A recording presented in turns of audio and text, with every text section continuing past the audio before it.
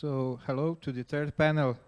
My name is Moanis Sinanovic, and we'll be listening to two lectures, of course, with a short talk afterwards. The lecturers are Joe and Birnie Danzker and Sami Daghistani.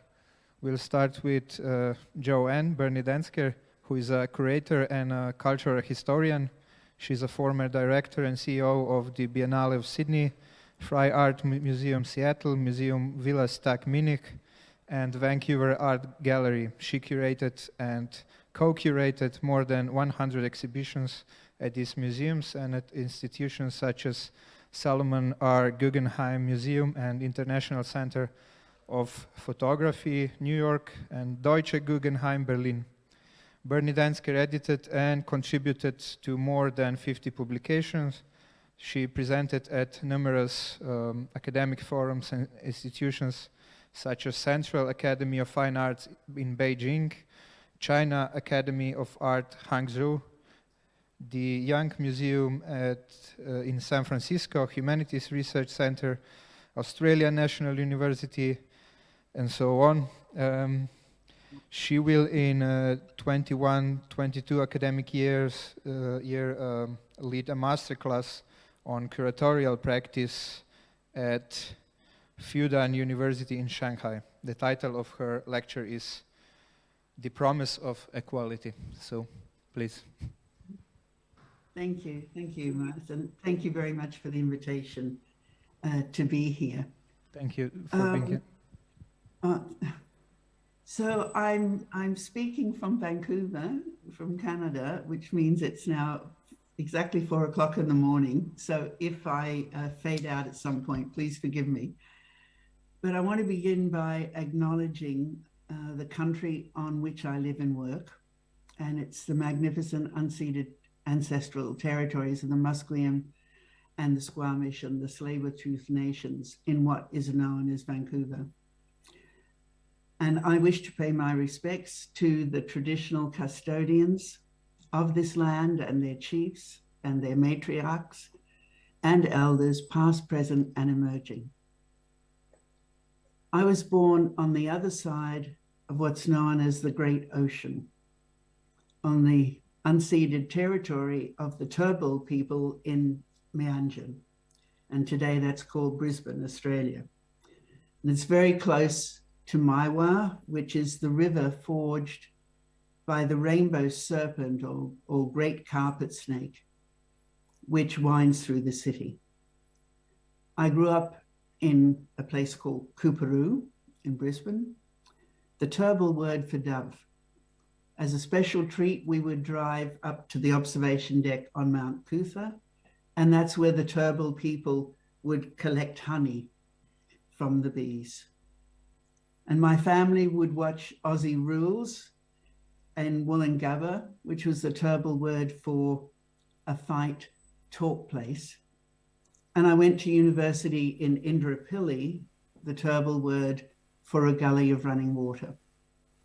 But as a child and a young adult, I knew absolutely nothing of the Turrbal and the Jagera people or their language or the rich meanings of the places that were an integral part of my life. And I think that was an impoverishment of my life. I grew up in an unacknowledged, still unacknowledged, and violent apartheid. I lived in a state of being apart. Prior to the 1967 referendum, the Australian Constitution to 1967 said that the Parliament shall have power to make laws for the peace, order, and good government of the Commonwealth with respect to people of any race other than the Aboriginal people in any state for whom it is necessary to make special laws. The apartheid state into which I was born relied on the forced removal of people from their lands to reservations or restricted areas with no entry allowed, removal of children from their families to residential schools, all with the complicity of institutions, educational, religious, and cultural. On their website today, the Turrbal people of Meanjin of Brisbane describe the consequences of these policies today. There are now under 50 surviving members, fewer than 50 surviving members of the Turrbal tribe. We were previously a tribe of 3,000 plus before the widespread massacres. And we, the modern day Turbals, are reserve Aboriginals and never signed away our Aboriginality. First Nation communities have long spoken of brutal massacres, but it was not until 1988 that researchers were funded by the Australian Research Council, a government body, to document the exact location and the nature of the massacres and the identity, if possible, of who conducted them. Today, there is an online map which shows the sites of 8,140 colonial, what they call colonial frontier massacres between 1788 and 1930. And a quarter of the massacres, more than 2,000, occurred in the state in which I was born. But the violence didn't stop in 1930. There were extrajudicial murders continuing, as well as deaths in custody to the present day. And one infamous case was that of Mulrunji, who died of massive injuries in a police cell on Palm Island, again in Queensland, and exactly 17 years ago today. His death led to a riot involving approximately 400 people, half of whom were students, school children actually. And the Palm Island police station was destroyed. It was not until 14 years later, in 2018, that the Queensland government agreed to pay $30 million to settle a class action over the Palm Island riots. As noted earlier, a key mechanism in separating people from their land was the enforced removal of children to residential schools, which prohibited their use of language and their cultural practices. And between 1910 and 1970, as many as 1 in 3 First Nation children in Australia were forcibly removed from their families. And between the 1830s and 1996, when the last residential school closed in Canada, 150,000 Inuit, First Nation, and Métis children attended residential schools in Canada, usually run by religious orders. Survivors of the residential school system have long spoken of the resulting intergenerational trauma that followed and the abuse, physical and sexual, that they experienced. Many children never returned home. And it's estimated that between 4,000 and 6,000 of them died in Canadian residential schools.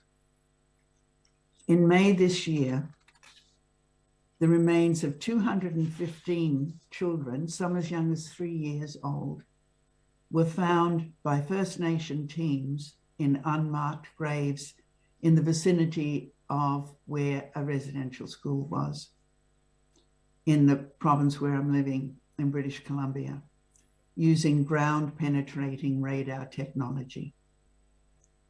50 of the children who died between 1900 and 1971 have been identified.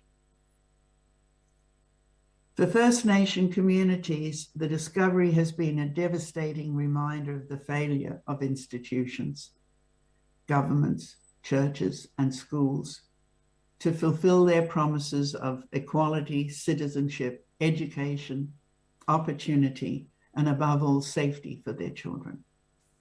However, this discovery is no surprise to First Nation people who knew that this was happening.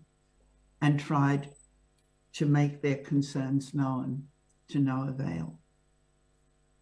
For non-Indigenous communities in Canada, it has laid bare the brazen, unchallenged abuse which First Nation children and adults suffered. And now it can't be forgotten and it can't be ignored.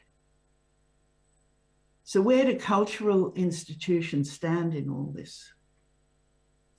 What's their role in normalizing colonization, discrimination, and profound inequalities that have long been called into question?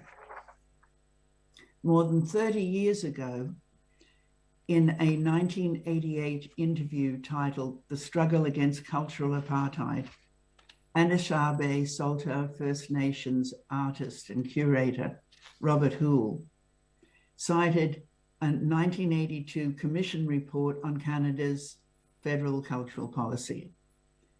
And he wrote, "In such a context, the museum can only be thought of as a reservation guided by cultural apartheid."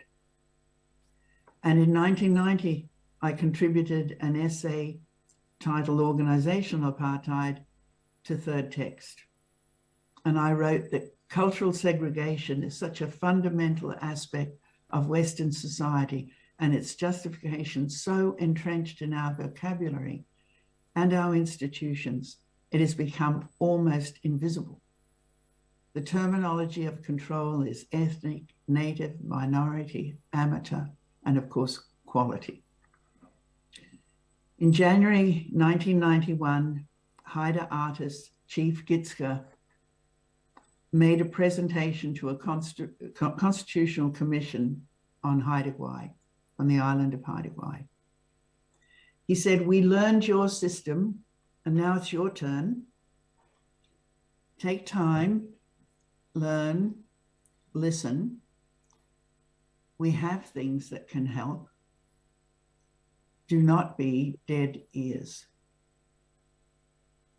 I wondered as he spoke if the cultural community that I belong to would ever be willing to abandon its power, funding, language, and mechanisms of control. So 30 years later, is today any different? Are our institutions different? Yes, there's representation of First Nation artists in museums and biennales have increased greatly, and Indigenous curators have been appointed to senior positions in museums. But are we seeing only the appearance or performance of representation? In 2017, curator Leanne Martin from the Tyendinaga Mohawk Territory in Ontario, Canada, published an article titled "Anger and Reconciliation" in the journal After All.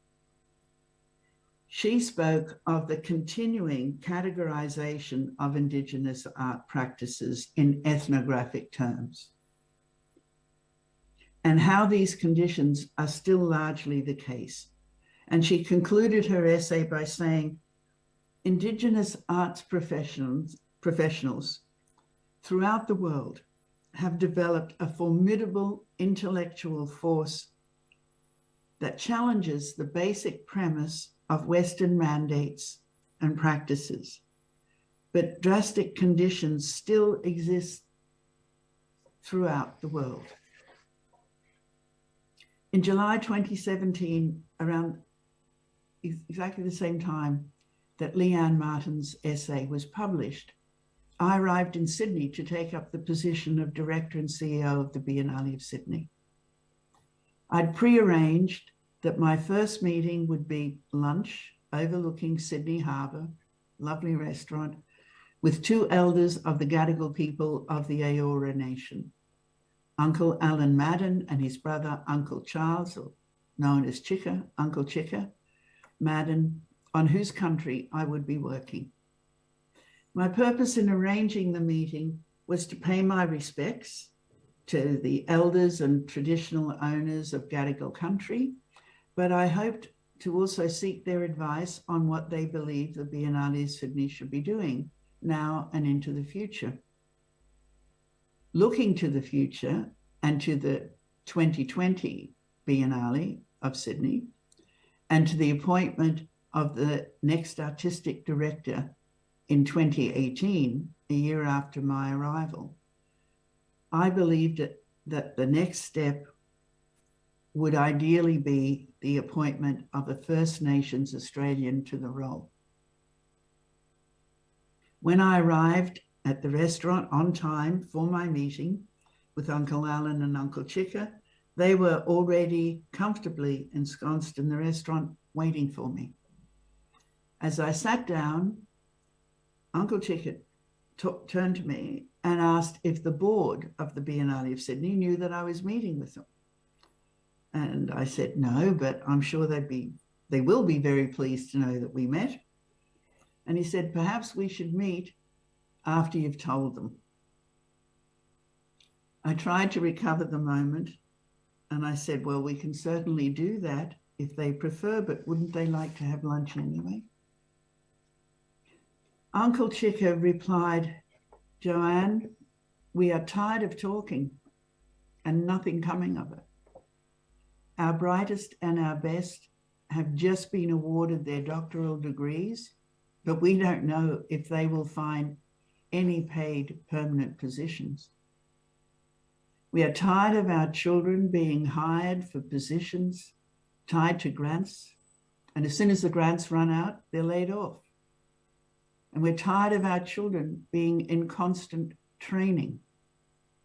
We want our brightest and our best to be hired for permanent paid positions of responsibility that match their training and their ability.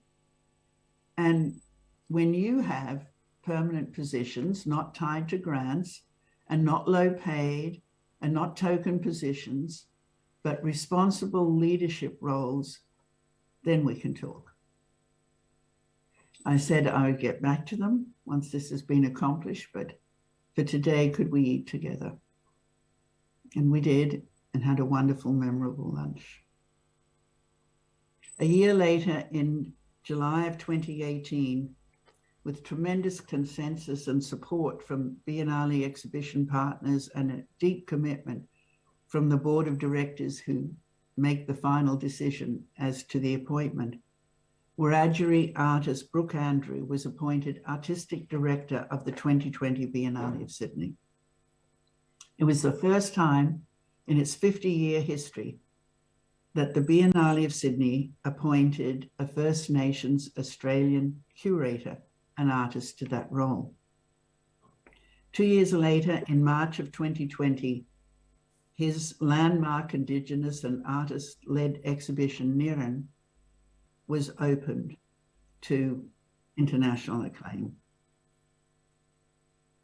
I'd like to conclude today with some thoughts, or share some thoughts. And one of them is a teaching from my colleague and friend, Okwi Nwezel. He said that to curate within culture is to see art in a totality that is not simply bounded by Western art history. He said, it's there that we begin to make room for new forms of knowledge, new possibilities of articulating different types of intelligence that are unruly and cannot be disciplined by the academic world. He says, this means that the intellectual biography of the curator has to be on shaky ground. And I believe that our institutions and our cultural organizations need to be on shaky ground. They need to be curating within culture and stepping outside the bounds of Western art history. I also want to share some teachings from Brooke Andrew. He said that Niran, the 22nd Biennale of Sydney, exposed that artists and creatives have the power to resolve, heal, dismember, and imagine futures of transformation for resetting the world. We need to reset our world in all aspects of its operation. And the issues, he said, usually are always resolved around sovereignty. It's at the center of all actions, and it shines a light on environments that are in shadow. And one of those environments in shadow is the teaching from my meeting with Uncle Alan and Uncle Chika, that appointing a First Nations Australian curator to the position of artistic director was wonderful, but in and of itself not enough. Structural changes had to be undertaken. Paid permanent positions, and more of them with broader responsibilities inside the organization, needed to be ensured, and resources needed to be reallocated.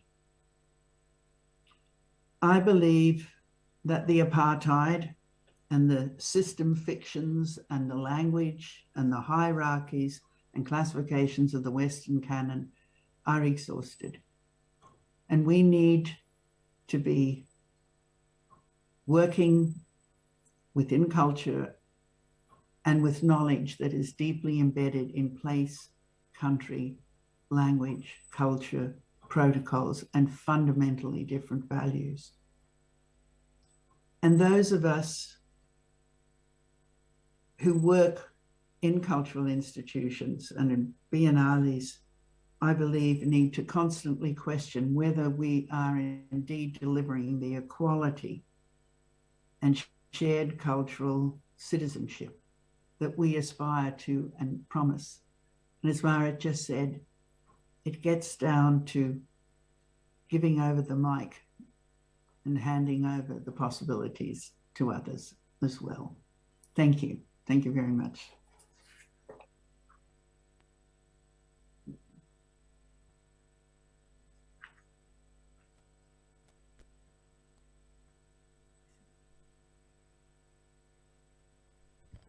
I forgot my mic. Our next lecturer is Sami Daghistani. His lecture is titled On Belonging, Islam, Muslims and the External Other. Mr. Daghistani is a research scholar and lecturer of Islamic Studies at Leiden University. He's also a postdoctoral fellow at the Norwegian School of Theology, Religion and Society in Oslo, an associate faculty at the Brooklyn Institute of Social Research in New York City, and a research scholar at the Middle East Institute at Columbia University. From 1917 to 19, he was a research scholar at the Institute for Religion, Culture and Public Life at Columbia University.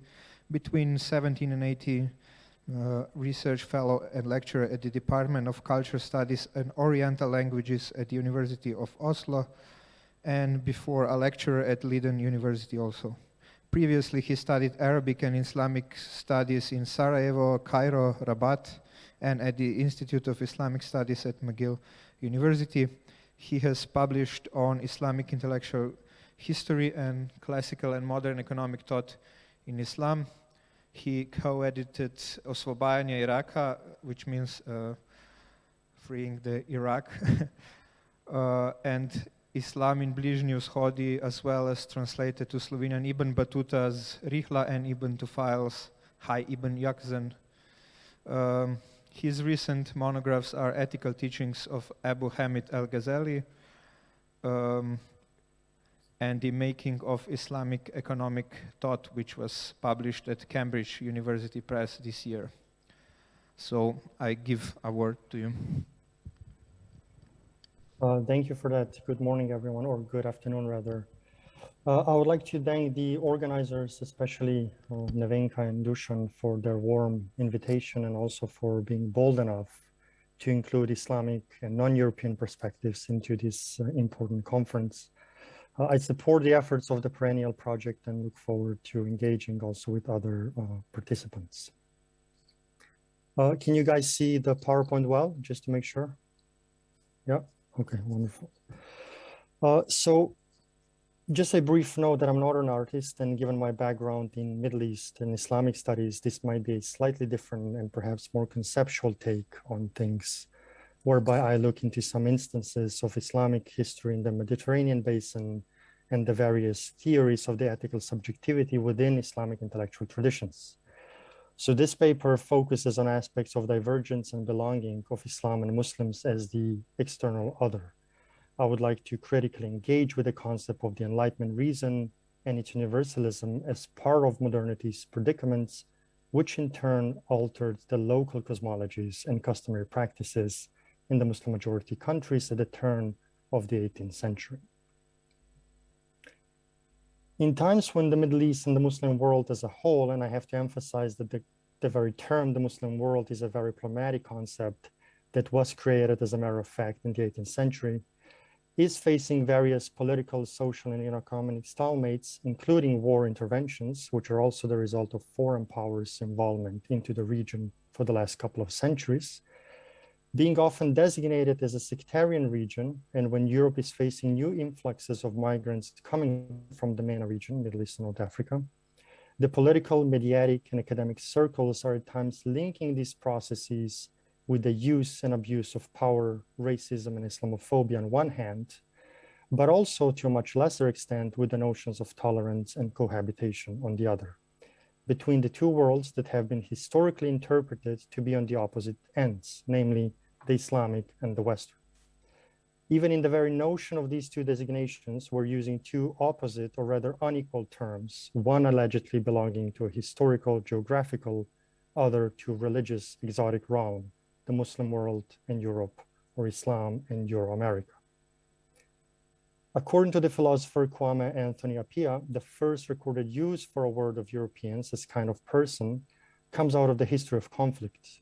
In a Latin chronicle written in 754 in Spain, the author refers to the victors of the Battle of Tours as Europenses or Europeans.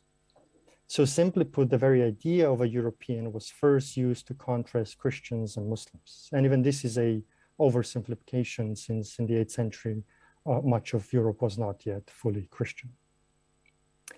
As for the concept of the West, it is very difficult to discern its metaphysical from its geographical locale, since it came to be used after the Christian theological paradigm was displaced by the far more secular understanding of modernity and its scientific progress. The natural contrast was not between Islam and the West, but between Christendom and Darul Islam, or the abode of Islam.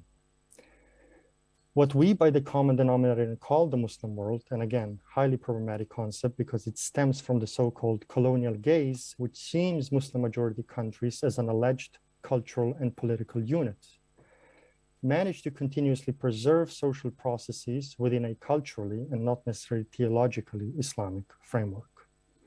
It is not surprising, therefore, that numerous Western scholars have theorized Islam in their discourses as a religion and religion only, according to the prevalent Christian, or even more specifically, Protestant understanding of the term. Given that both worlds have been interconnected, it is almost impossible to speak of or conceive of a single layer, monovalent and unidimensional European identity.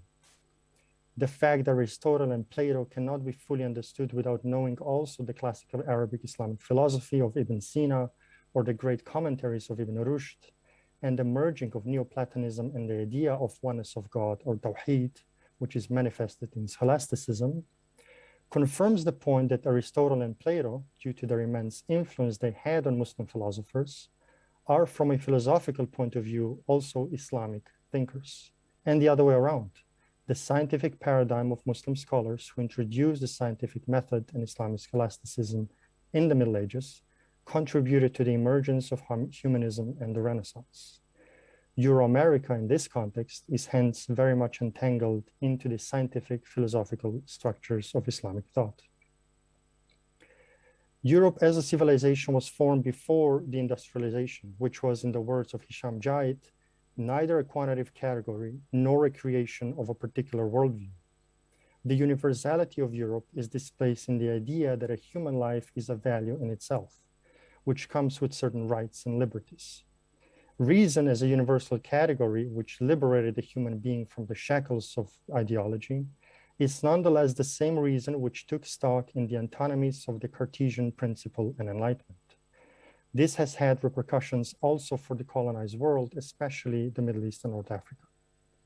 Modernity and the nation states are hence closely tied to expansionist colonial policies that in part grew out of the modern Europe, or early modern Europe rather. In other words, Europe solidified its place in the world through its problematic relationship with the external other. Also, the very discovery of the New World by Columbus, who, by the way, made a pit stop in Granada, can be in an alternative light also seen as the culmination of a tremendous cultural and civilizational setback. Centuries after the end of the Crusades, the Reconquista of Spain resulted in the expulsion of the Muslim and Jewish populations from Andalusia and the burning of numerous Islamic books in 1492, the year which is often marked in historical textbooks and academic circles as the beginning of a new world. It is safe to say then that it's impossible to write a general history of humanity without the contributions of Islamic culture and philosophy and the impact they have had on the knowledge production in early modern Europe. Examples of communal prayers between Christians and Muslims in 7th century Damascus, translation processes of 9th century Baghdad between various denominations that managed to preserve the great works of ancient philosophers, and the learning centers in Andalusia, whereby Jewish students who worked under and alongside with their Arab Muslim teachers, are some of the examples worth looking into. So what does the Islamic subjectivity have to do with cosmopolitan worldview and values? The science-religion divide is usually depicted as religious knowledge being incompatible with scientific reasoning, suggesting that it has to be put under the same scrutiny. This divide is the result of various factors, including a shift in attitudes from liberal to evangelical Christianity in Europe, the rise of creationism in America, and advances in physics and biology. Yet this view is antithetical to the Islamic tradition, in which the material constitutes a part of the cosmological. The first issue that should concern us then is the so-called Cartesian bifurcation, which disassociated philosophy from theology, a move that in turn secularized the sciences of nature. The Cartesian bifurcation elevates quantitative measurements of science and theory while denigrating direct experiences of qualities.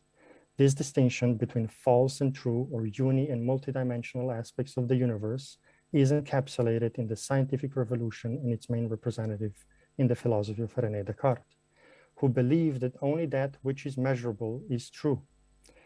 This goes, however, hand in hand with the assumption that the external world is a mechanical structure which bisects quality from quantity, since the modus operandi of physics is based upon measurements. Closely related to the Cartesian bifurcation is the second perspective pertaining to the inner association between positive and descriptive statements. This division is a consequence of David Hume's so-called is-ought dichotomy. It was this distinction that helped create the paradigmatic shift in the modern sciences that dichotomized fact from value, which according to Wael Hallaq, culminated in the making of the modern bureaucratic state, a fact that bears significance also for the MENA region. This very distinction, however, between fact and value goes against the grain of the Islamic ethical self, which nurtured the legal and the economic, the rational and the divine, the material and the metaphysical, the technical and the pedagogical, under the banner of Sharia's moral law, in that ilm, or knowledge or science, if you will, and amal as praxis were enmeshed, interrelated, and deeply intertwined. So how to move forward in conceptualizing the notion of belonging beyond the current definitions of cosmopolitanism in the context of the Islamic ethical subjectivity? Immanuel Kant, as Walter Mignolo indicates, should be taken as a local ideal of a cosmopolitan world, namely the European idea. Since such imperial cosmopolitanism is now untenable, it is necessary to reduce Kantian legacies to local discourses and seize the opportunity to expand on other local trajectories, be it past or present. Scholars promoting cosmopolitanism in the second half of the 20th century were explicitly against neoliberal globalization. But above all, cosmopolitanism was mainly a concern of Western intellectuals and scholars.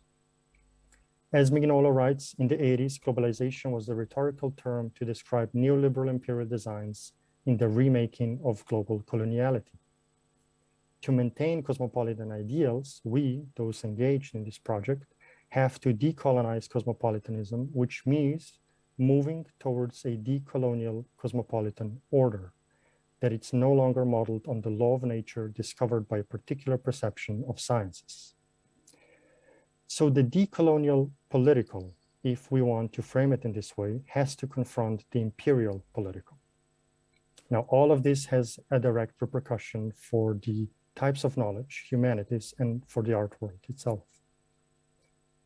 While religious or Muslim cosmopolitanism could be a viable alternative, I rather refrain from constructing such an identity marker in order to place Islamic histories and local projects directly in conversation with the prevalent designations of cosmopolitanism in order to critique its epistemic structures. By epistemic, I mean those related to the knowledge of politics, economy, sciences, and art. I don't think there should be a particular division between the four, as a matter of fact. William Kavanagh, in his book entitled The Myth of Religious Violence, argued that Islam or any other religion is not per se a source of conflict in society and averse to cosmopolitan tendencies. This view would, quote, legitimize the marginalization of certain types of practices and groups labeled religious, while underwriting the nation-state's monopoly on its citizens' willingness to sacrifice and kill. In foreign policy, the myth of religious violence serves to cast non-secular social orders, especially Muslim societies, in the role of villain. They have not yet learned to remove the dangerous influence of religion from political life. Their violence is therefore irrational and fanatic. Our violence, being secular, is rational, peacemaking, and sometimes regrettably necessary to contain their violence. We find ourselves obliged to bomb them into liberal democracy, end of quote. In line with the argument that the Western model should not be seen as universal, Chantal Mouffe introduces the role played by religion and is critical of the idea of secularization as a necessary step towards democracy. Again, in the words of Minolo, decolonial cosmopolitanism proposes a double departure, a radical shift in the geopolitics of knowing and being. Hence, my intervention tries to explain how informed dialogue and engagement with past and present Muslim subjectivities pervaded the works of individuals and collectives wedded to cosmopolitan values. I do not want to theorize of Muslim cosmopolitanism per se, since it would involve only interactions within the Muslim community, but forms of interactions and worldviews that were embedded in an Islamic milieu that involved Muslims and non-Muslims alike. Communal identities have always represented dynamic and highly contextual understanding of the self and the other. The mentioned examples from the classical Islamic period reveal the manner to which communities continuously strive to bridge differences between various collectives, and as a result also questioned sets of knowledge production that were pitted against their faith and lifestyles. This would call for a comparative, historical, or rather historiographical approach to Muslim societies in order to uncover enduring ethical sensibilities that critique present-day theories and definitions.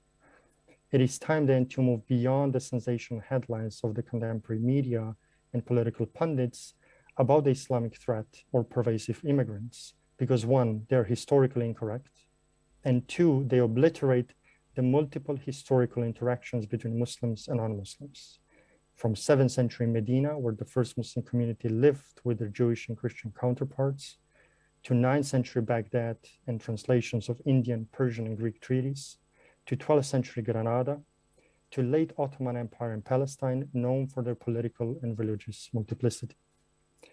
Yes, for centuries, the Ottoman Empire used religious categories to classify and even discriminate against its various and diverse subject population. And also Islamic law unquestionably in some cases distinguished and discriminated between Muslims and non-Muslims. But we should reject monolithic and ahistorical interpretations of the so-called sectarian identity in the Middle East.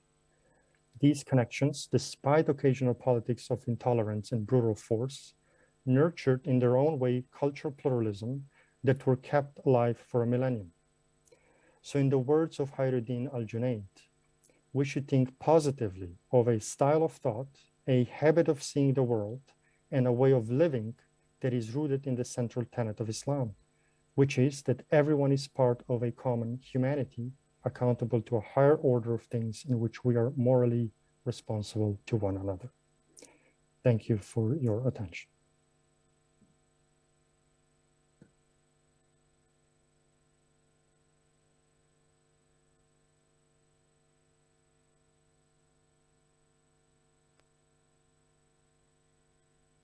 Thank you, Sami.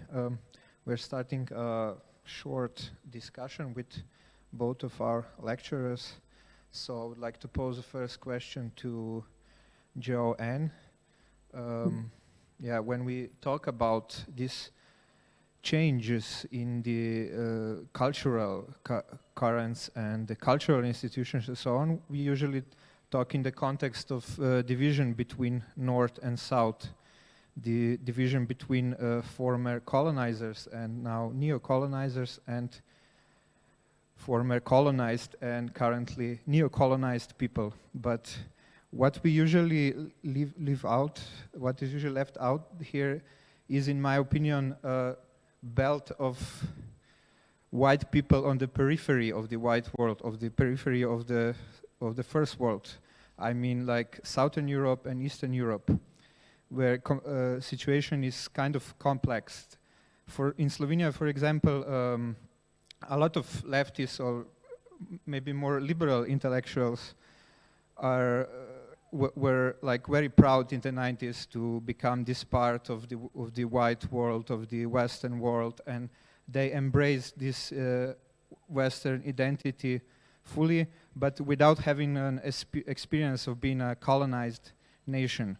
So they sometimes don't fully understand this current discourse of anti-colonialization. And so my question would be, what is from your experience and in your opinion the role of the cultural institutions in that part of the world, like Eastern and Southern Europe? Well, this is a great question, and it's one that I have been asked before. When I talk about these subjects, and I've concentrated on a very particular set of situations in two countries, the assumption is that what I'm saying is part of a particular, what can I say, Western preoccupation of a nation that has been a colonizer. But I don't really see it as primarily that discussion. Having lived part-time in Italy a couple of times actually, and there is enormous complexity within every nation, and particularly through the processes of migration and the kind of issues that Sami has just been talking about, is the interaction between the Islam and Christianity. I see the presentation I made today and the conversations that I'm trying to have with myself as much as anybody else as a stripping down of all the protective intellectual language to some very basic issues around how we live together and how we treat one another, and whether or not we are open to very different forms of knowledge and cultural practices.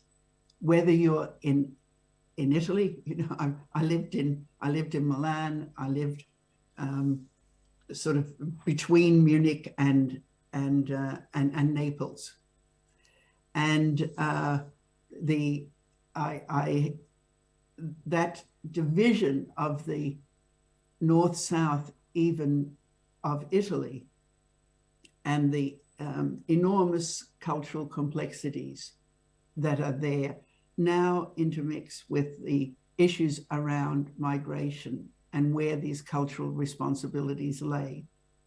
But the primary question for me is, as somebody working within the cultural community, where do we stand? Do we take ourselves out of the equation and say, let's invite a few artists who meet a quota, or, as I said, the performance or the illusion of representation? Or do we really open up our institutions, wherever they are, under whatever cultural conditions, to radically different ways of knowing?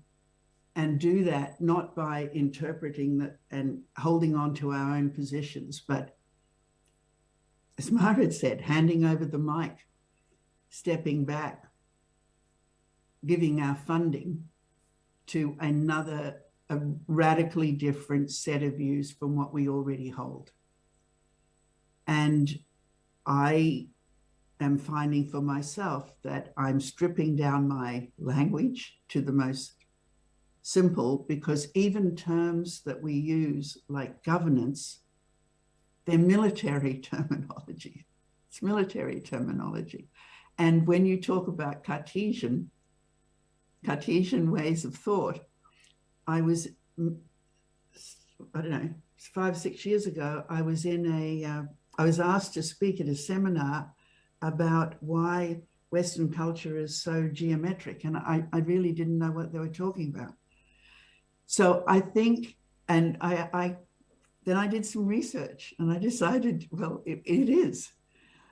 And so I think it's only by putting ourselves, as Okwi and Weza said, taking our biography and placing it on very shaky grounds, assuming everything we know is wrong. By wrong, I mean maybe not the way we want to continue working.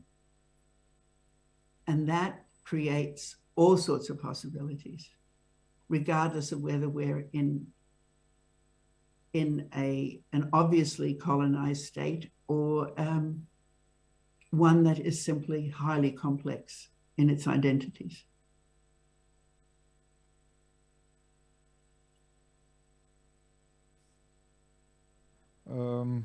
Sami, recently, like a week ago, Hamid Dabashi, who is an influential post-colonial and Islamic studies scholar, lecturing in USA, wrote an article for Al Jazeera about film, basically movie Dune, not the movie in itself, but the Arab critics' reaction to this, reviewers' reactions to this movie. He noticed that on one side, Western critics are a big fan of movie, and Arab critics are like totally enraged about the misrepresentation of Arab and Muslim people in general. But he did this interesting turn. He said, he wrote that, yes, Hollywood is very Orientalistic. The movie is extremely Orientalistic, but what about it? You know, it will always be, and it will stay that way. On the other hand, this post-internet world we're living in, Orientalist, binary oppositions and such, and old notions are melting away, and new cosmopolitanism is basically emerging from the internet. I'm also noticing these two worlds which cannot basically talk with each other in Slovenian public sphere. On the one hand, we have some liberal academics who are really like thinking in this modernist, orientalistic worldview. And on the other hand, younger people who are not so academically inclined, they're very open towards discussion and like questioning those old traditional notions. So do you also like see this kind of schizophrenic like situation in the current Western world? Yeah, thank you for your question, Manis. I've read the Dabashi's piece on Al Jazeera, and I also seen the movie, so we can talk in length about the subject.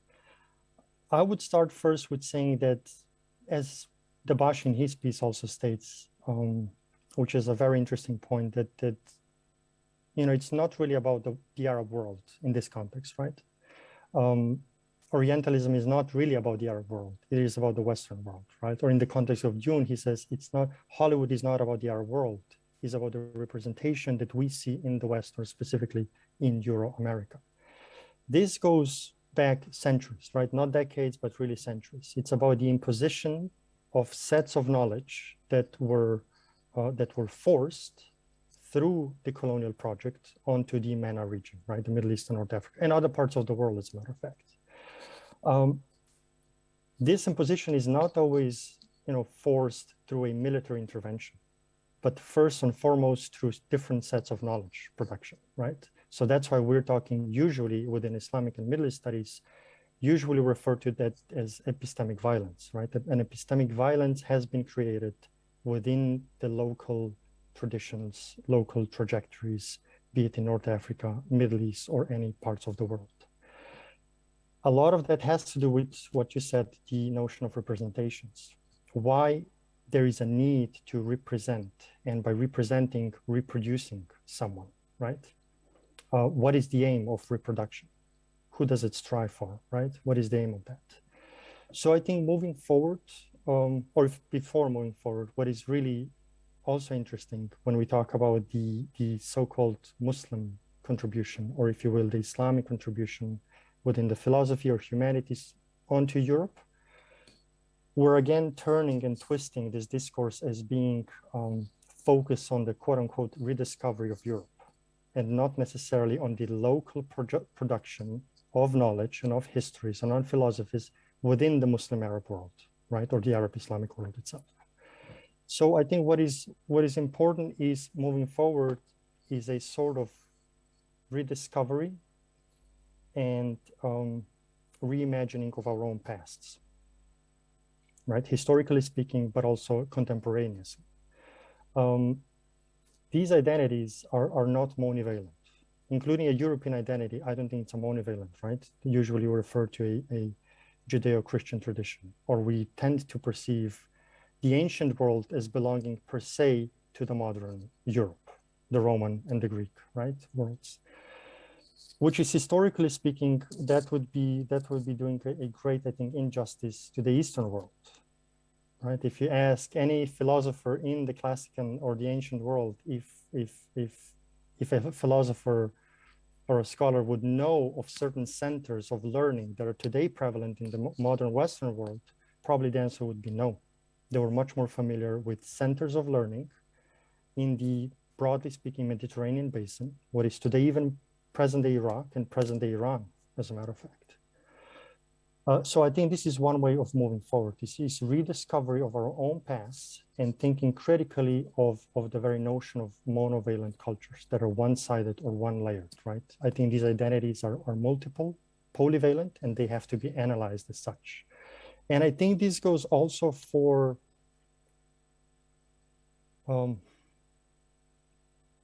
contemporary groups of people, if you will, within, and Muslims in particular, groups of people within Euro-America, be it in Germany or in the West or here in New York as well.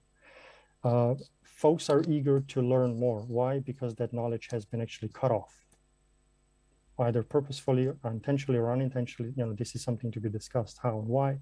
But folks are eager to learn more about their own tradition. And one way of doing forward is exactly that, looking back, trying to historicize and try to contextualize things, especially when it comes to the so-called the other, right? Be it Muslim, be it Islam, be it for that fact, any other religion or religious tradition.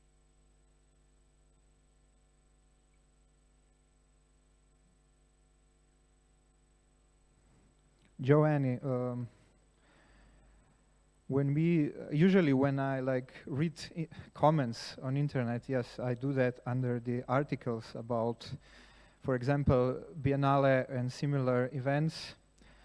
I see that those people who are obviously common people, working class people, or even lower middle class people, are kind of resentful towards the idea of cosmopolitanism presented at those events. They are kind of not even ready to approach it or to listen those like interesting and vital ideas which are being presented at art events or yeah.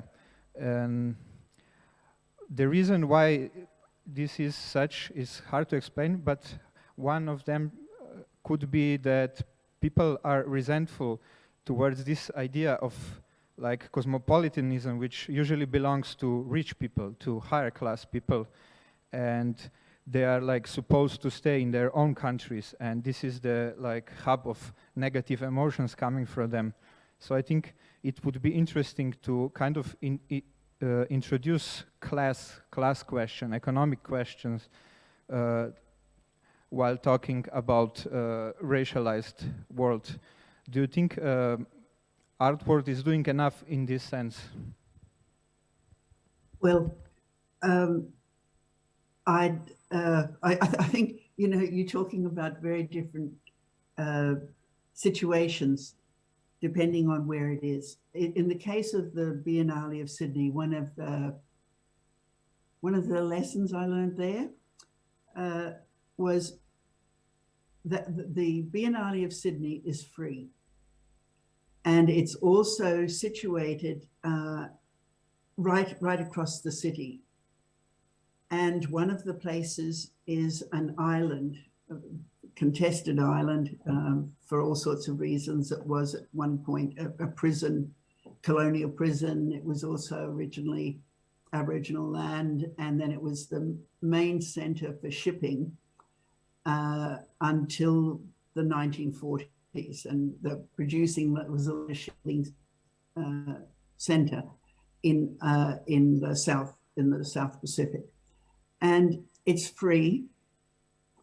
And in fact, the Biennale of Sydney, the 2018, which was the last one pre-COVID, we had over 850,000 visitors. So the numbers were enormous, and we were having literally thousands of people. And you see a difference between what the location was in terms of the exhibition. We would have something like, I don't know, between 5 and 10 different sites. But one of the great joys of my time there was to be on the island, on Cockatoo Island, which is a World Heritage Site, by the way, and you can camp there, you can sleep overnight if you want. And on Sundays, the ferries have a special cheap rate, which means families could come and they could bring their kids. And it was one of the most wonderful art viewing experiences that I've seen in my entire career. To have mums and dads and kids coming because they really, in that context, they wanted very much for their children to have opportunity to see things that they hadn't had the opportunity themselves for, and that they wouldn't have necessarily if the Biennale was on, because the price is just simply too high to go to museums on a regular basis. And the degree of curiosity was incredible. Less so from the parents, but from the kids. And the other thing that I learned was that a lot of the people I met when I went to Sydney in the cultural field had their first experiences of contemporary art at the Biennale. They had grown up in Western Sydney, which is regarded as being a poorer area, and they used to go into the city on the weekend. And so their way of working as being cultural workers is extremely interesting and quite different, because their understanding of what contemporary art could be was influenced by the rather extreme conditions of seeing artworks in ruins, in these industrial ruins, or artists who were undertaking wild and crazy things. So I think that, coming back to your question, which is a really, really important one, how do the, in many ways, how do the economics impact access, and how resentful do people feel? And if you create conditions where people feel welcome and they can bring kids and they can afford to go, that resentment is less there. It's curiosity or the sense of responsibility. And it also depends on the artists that you're showing, and particularly in the case of both the 2018 and the 2020 Biennale, people were able to see themselves in the artists and in the artworks. Sydney happens to be one of the most diverse cities in the world. And the nature of a Biennale per se, that internationalism, or people coming from all over the world, they could see work, and they could see artwork, and they could see themselves, and they could see other ways of looking at themselves through the amazing work that was being offered through the Biennale. And I know that sounds like an apology, but since I'm not at the Biennale anymore, I feel I can say it in all honesty. But I think we have to look at what are the conditions under which people are being asked to look at contemporary art. Thank you. Yeah, my question was kind of broad. Yeah, it sounded broad because I was looking at from the quite specific local perspective. So it was very interesting for me what you said. Thank you for this contribution to my knowledge. Sami, one last question for you. It's a question about tradition, Tradition and modernity are binary oppositions understood differently in the West than in, let's say, different parts of Islamic world. In Islamic world, we have a small group of fundamentalists who are basically like using this Western approach, Western understanding of tradition, of something which is ahistorical, certain number of values and so on.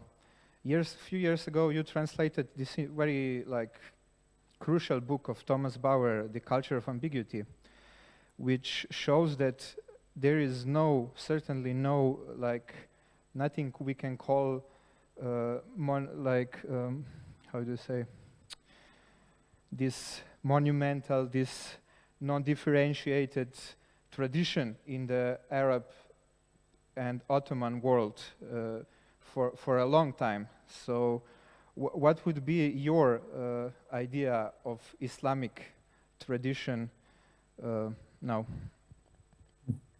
Yeah, thank you for your question. Just a brief correction. The Thomas Bauer's book was translated by my brother, Raed al-Daghistani. But you're right about Ibn Battuta and Ibn Tufayl. These two were by me. Yeah, there's no problem at all. Maybe I would break down that question into several parts. One is that I think you're quite right that even within the contemporary Middle East, some groups resort to the notion of tradition within Islam through a very modern lens. And what I mean by that is that in a way, they're rewriting history, right? It's a very revisionist perception of their own history. One of those examples could be the Salafi groups, right? The Salafi groups say, well, exactly because of the colonial politics and what it has done to the local cultures, we have to, quote unquote, we have to go back into the tradition. So I think what they're doing as a response right, to the colonial policies and colonial practices, which were abhorrent. They're over-Islamizing Islam, so to speak, right? They're over-Islamizing Islam. They want to go back. They're rediscovering a tradition that did not necessarily exist. So, you know, our common perception of the word, which I used only once in today's presentation, namely Sharia, or Sharia's moral law, the associations that come up when somebody mentions Sharia is usual perception of a law, which again is a very modern term. It comes up with the construction of a modern nation state, or corporal punishment, for instance. And these two would be utterly incorrect perceptions or translations or equivalents to Sharia, right? Sharia is neither a law per se, and much less so a corporal punishment, right? So what we have to do, one is, I think we have to be very critical of over-Islamization of Islam. This means that the modern Middle East, or even the historical Middle East and North Africa region, not everything about the Middle East is about Islam or Muslims per se, right? So we have to be very cautious. What do we mean by that? We have to localize, contextualize, and historicize. Second thing, on the opposite end, Osama Magdisi, who is a modern historian of the Middle East, states that late Ottoman period and post-Ottoman period, so these two eras, were what he calls the ecumenical frame. So the new culture of the ecumenical, in the sense that they were simultaneously, they underscored and transcended religious difference in the name of anti-sectarian national unity. So there are many instances within the modern Middle East, and you know, post-Ottoman era might be one of those instances, that we could look at as a building block for a shared nation, despite the imposition of a modern nation state with its, you know, conceptualization of the political, the legal, the economic, and so on and so forth. So now to your final then question, or parts of the question, what is, in my opinion, then an Islamic tradition? Well, it is a tradition, not necessarily in a modern sense of the word, right? It encompasses religion, but it's not only religion. It encompasses civilization, but it's not only civilization. I think we have to look again into the local trajectory and see what was the term, what was the concept that was used by particular groups of people in a specific context of time. Did the Muslims of 7th or 8th or 10th or 15th century Baghdad or Andalusia, did they use the concept of tradition? You know, was deen in Arabic, which is again equivalent to religion, is that tradition, or is, you know, athar or thawra or revolution? Which concepts exactly are we using when we try to designate what a specific group or specific nation in the Middle East or in a Muslim majority country has been striving to preserve, right? So I think, one, we have to be very cautious of the terms we're using. And hence, I would say that an Islamic tradition encompasses various things and cannot be only and so simply squared in our modern vocabulary. So yes, it does pertain to religion, but it's much more cultural, it's much more civilizational, it's much more, in this critical sense, even cosmopolitan, if you will, right? From its very origin.